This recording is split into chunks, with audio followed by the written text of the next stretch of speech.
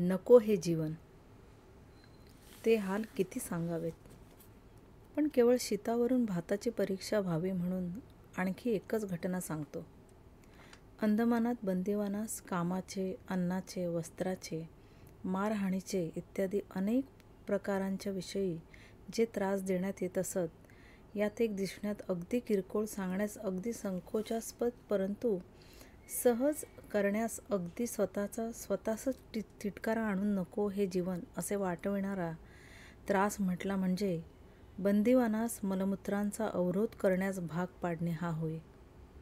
सकाळी, दुपारी आणि संध्याकाळी या वेळा व्यतिरिक्त शौचास जाणे म्हणजे जवळजवळ अपराध मानला जाई.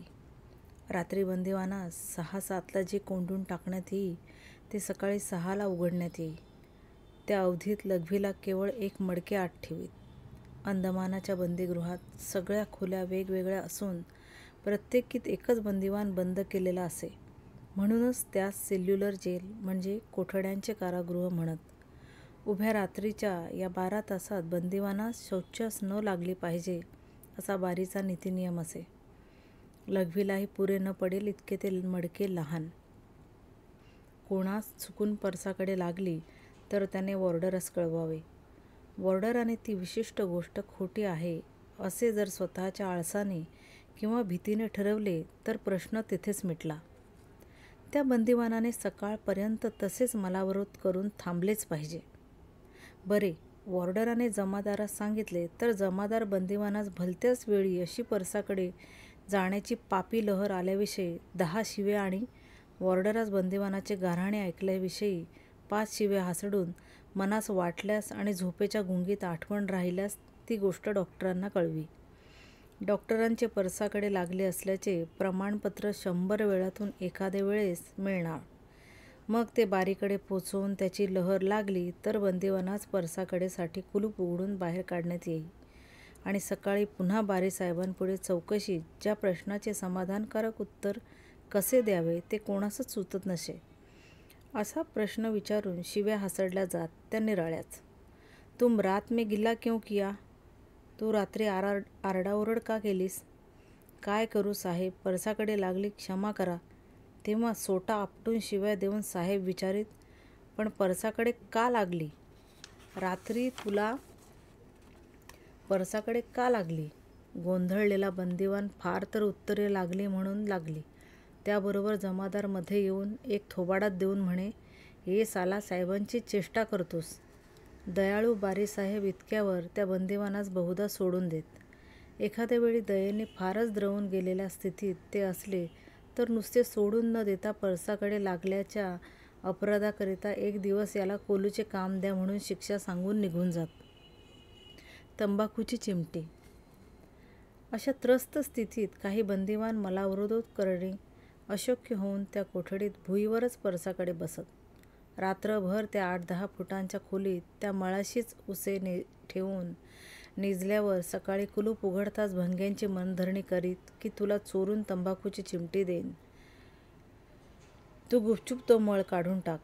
त्याने ऐकले तर ठीक, नाहीतर वा कोणाजवळ तंबाखूच नसली तर भंगी बोंब मारून जमादारास सांगे. जमादार लाथाबुक्क्यांनी मारण्यासारखा बंदिवान असेल तर तसा मारी. जरा तापट असेल तर बारीसाहेबांपुढे नेई व खटला भरला जाई.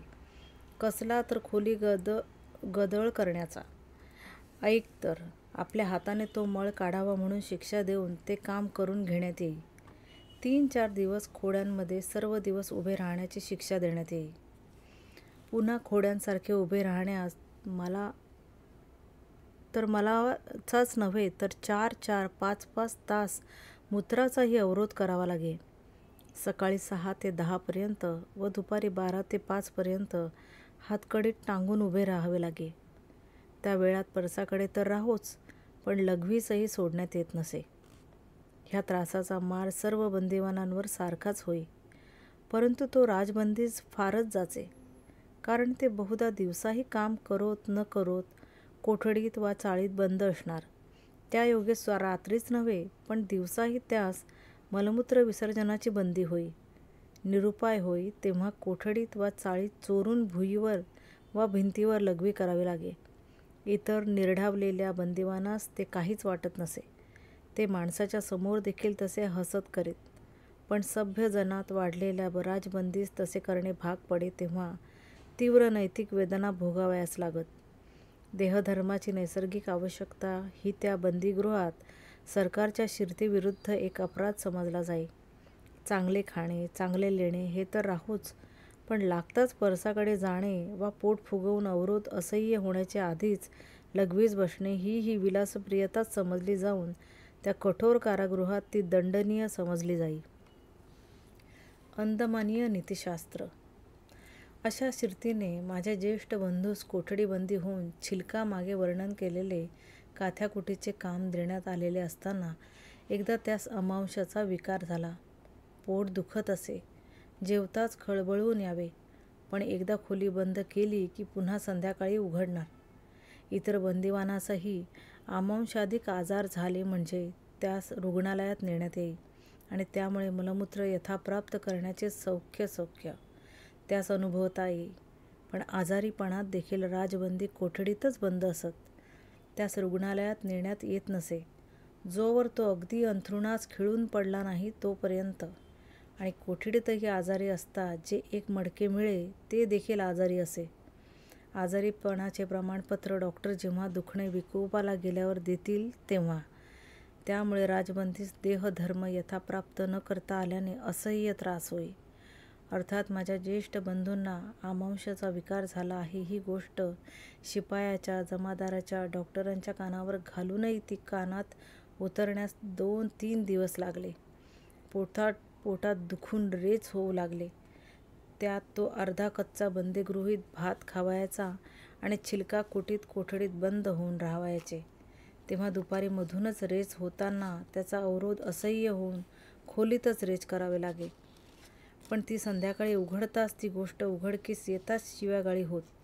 उभ्या बंदीगृहात त्याची चर्चा करवून घेऊन पुन्हा शिक्षा खाण्याचा किंवा बलात्काराने तो मळ स्वतः साफ करून टाकावा लागण्याचा प्रसंग टाळण्यासाठी त्या कचऱ्याच्या ढिगात रेच करावे आणि बाहेर तो कचरा टाकण्यास जेव्हा सायंकाळी सोडण्यात येई तेव्हा ती घाण स्वतः काही एक बोबाटा न करता नेऊन टाकावी. कित्येक वेळा हातकडीस टांगलेले असताना पोटदुखीचा आणि आमांशाचा विकार झाला असूनही त्यास 7 दिवस तसेच टांगण्यात येई. त्यावेळी कित्येकदा उभ्याच रेच लागे. दुपारी अवेळी लघवी लागली म्हणजे खोलीतल्या भिंतीवर कित्येक जण लघवी करीत. ही एक दिवसाची वा एका प्रसंगाची गोष्ट नसून वर्षानुवर्षाची होती. अशा घाणीच्या खोलीत आणि तशा गलिच्छ देहस्थितीत राहावे लागे, निजावे लागे. गाई बैलासही मलमूत्रोत्सर्ग यथाप्राप्त करण्यास ते कामास जुंपलेले असताही वा रात्री बेरात्रीही अडथळा करणे क्रूरपणाचे समजले जाते. पण राजकारणात वा राज्यक्रांतीत भाग घेणारा मनुष्य त्या पशूसही मिळणाऱ्या स्वातंत्र्यास अपात्र ठरून यथाप्राप्त मलमूत्रोत्सर्ग दुपारी 12 ते 6 आणि रात्री सर्व रात्रभर करण्याचे सौख्य भोगण्याचे धाडस करील तर शिक्षेस पात्र होय, असे अंदमानीय नीतिशास्त्र समजे. अंदमानाच्या बंदीगृही दंडविधानाचे हे नीतिशास्त्र बदलण्यासाठी कमिशनरपर्यंत अर्ज गेले.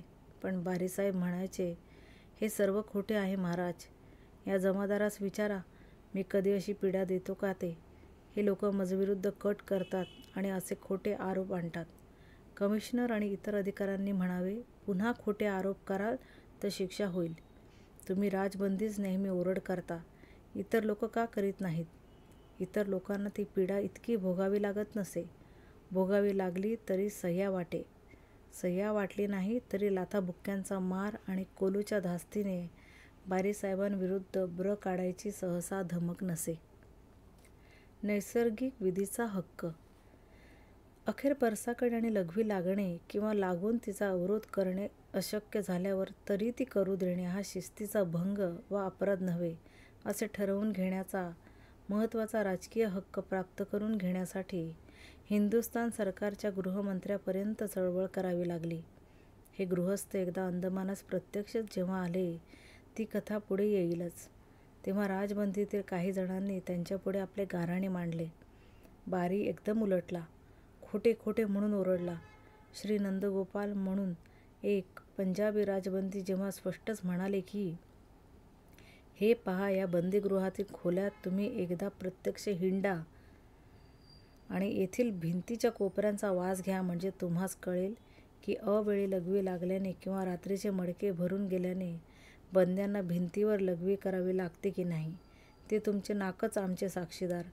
हा फटकळ बोलण्याने नंदगोपाला जरी चुप रहो चुप रहो म्हणून थांबवण्यात आले आणि बारीने माणसाळवलेल्या त्या राजबंद्यातील एक दोघे त्या उत्तरास अश्लील आणि असभ्य म्हणण्याचा हाजीखोरपणा करण्यास जरी कचरले नाहीत, तरी गृहमंत्र्याने बारीचे गुपचूप कान पिळले आणि त्यापुढे हा किळसवाणा त्रास कमी झाला. किळसवाणा इतका की वारंवार देहाचा तिटकारा यावा. स्वाग जुगुप्सा परेर संगच्छ म्हणून योगसूत्रात ग्रंथित केलेले सत्य अनुभवायच यावे. स्वतः ह्या नंदगोपाळावरही एकदा चाळीत काम करताना मलावरोध अशक्य होऊन सर्वांसमक्ष परसाकडे होण्याचा प्रसंग आलेला होता आणि ते कृत्य जाणून केले म्हणून त्याविरुद्ध कागाळी करून बारीने त्यास अपराधीही ठरवले होते. पहिला संप. त्या नाना प्रकारच्या छळांचा परिणाम त्यावेळेस असलेल्या राजकीय बंदिवानांवर निरनिराळा झाला. प्रथमतः सर्वांचाच हेतू शक्य तितक्या यातना सोसूनही येईल ते काम करावे आणि तुरुंगातील नियम पाळावेत असाच होता. परंतु जेव्हा शारीरिक आणि मानसिक कष्ट असह्य होऊ लागले, तेव्हा सर्वांच्याच पुढे जगावे की मरावे हा प्रश्न येऊन पडला. जे फारच थोड्या म्हणजे 5-7 वर्षाच्या शिक्षेसाठीच आलेले होते, त्या सर्वांचाच आग्रह होता की त्यांनी धैर्याने सर्व संकटे सोसावी.